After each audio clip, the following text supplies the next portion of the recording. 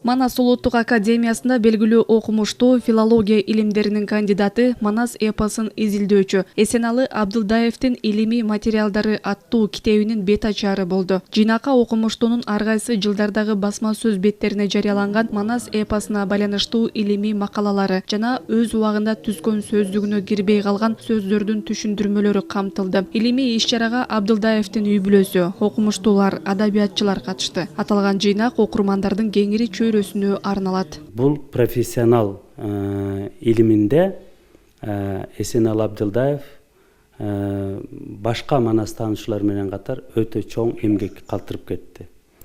Айтар элем, буга чейин дагы биз Манас эпосу боюнча бир катар илимий материалдарды, кол жазмаларды топтоп келгенбиз. Эсеналы Абдылдаевдин үй-бүлөсү болгон кол жазмаларын, күндөлүгүн, жарык көрө элек материалдарын бизге фондуга тапшырган.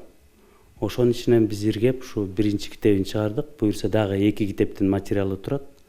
Күндөлүгүндө өзүнчө китеп кылып чыгара ал деп атабыз. Бул Манас улуттук академиясында иштеп жүргөндө ушул тапшырма мага берилди эле. Атайын колуман келишинче ушул эмгекти жыйнак кылып чыгарып койгонго аракет кылдык.